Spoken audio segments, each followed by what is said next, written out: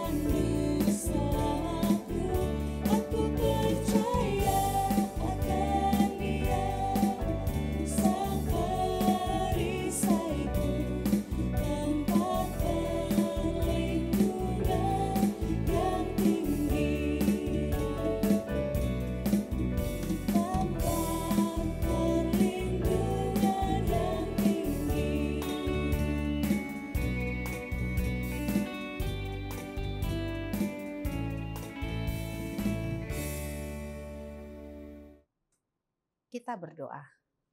Kami berterima kasih Tuhan untuk kesempatan boleh mendengarkan firman-Mu pada saat ini. Biarlah Tuhan tolong kami dengan Roh yang kudus untuk memahami akan kehendak-Mu. Terpuji Engkau di dalam Tuhan Yesus Kristus. Amin. Saudara-saudara yang dikasihi oleh Tuhan Yesus Kristus, firman Tuhan sebagai renungan sepanjang hari ini, Selasa 23 Mei 2023, yaitu tertulis dalam kitab Mazmur pasal 59 ayat 17. Begini firman Tuhan. Tetapi aku mau menyanyikan kekuatan-Mu, pada waktu pagi aku mau bersorak-sorai karena kasih setiamu. Sebab Engkau telah menjadi kota bentengku, tempat pelarianku pada waktu kesesakanku. Dalam bahasa Batak dikatakan, Alai yang goau, sai edehonok kudo hagugoonmu, jala oluponok kudo manugut nai asini roham, ai hodo partano batoaku, jala haporusakku di ari hagugutaku. Demikian firman Tuhan. Saudara-saudara yang dikasihi oleh Tuhan Yesus Kristus, di Alkitab Perjanjian Lama kita ada mendengar kota yang disebut dengan kota perlindungan. Kota perlindungan itu adalah kota tempat di mana orang dapat datang melarikan diri untuk mencari suaka atau sebuah perlindungan atas orang-orang yang mengejarnya, yang mau menuntut balas atas kesalahan yang dilakukannya. Mungkin dia telah membunuh dengan tidak sengaja.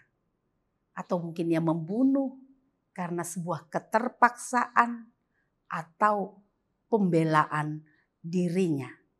Karena itu saudara-saudara, orang-orang yang melakukan kesalahan dengan ketidaksengajaan boleh datang meminta perlindungan ke kota tersebut.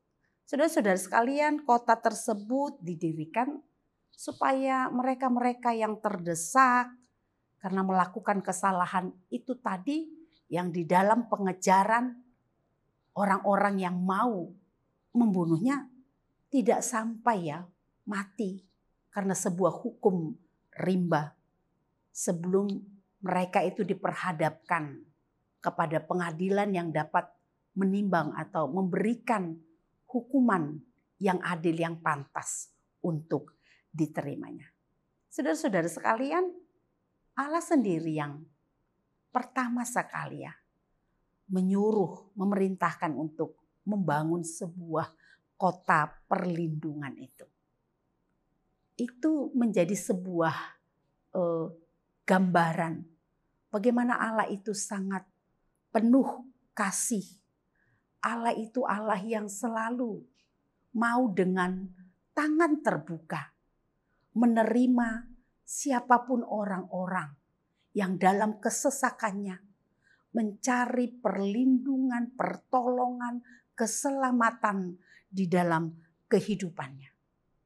Saudara-saudara sekalian, Allah tidak ingin ya kalau orang-orang yang mengalami ketersesakan tersebut sampai harus mati tanpa sebuah pembelaan atau perlindungan.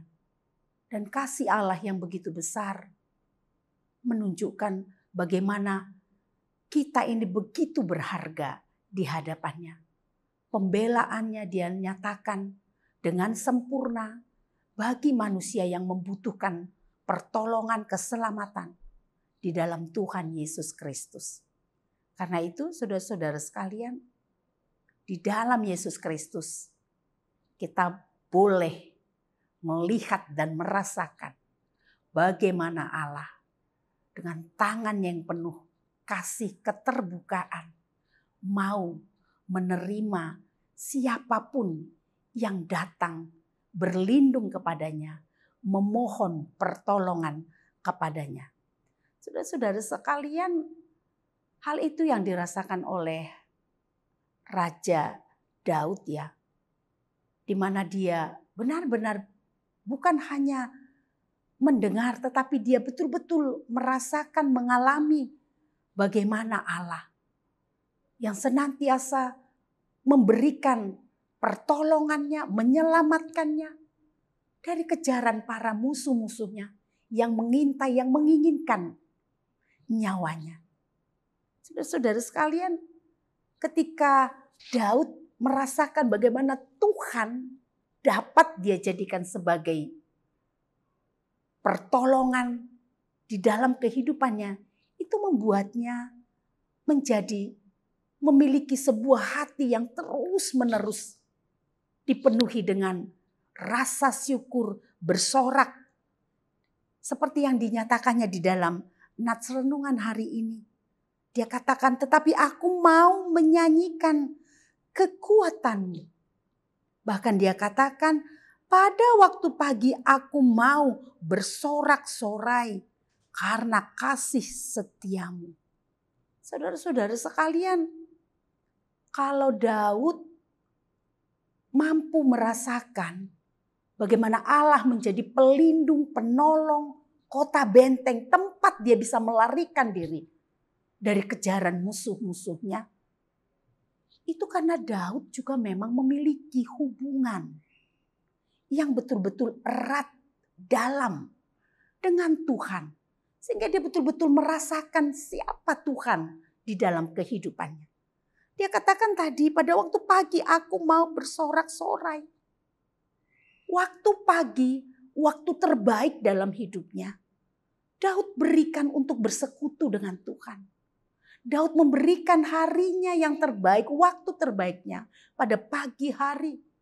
Untuk lebih dulu menaikkan seruannya kepada Tuhan. Bahkan di Mazmur pasal 5 ayat 4 dia katakan, pada waktu pagi aku mengatur persembahanku bagimu.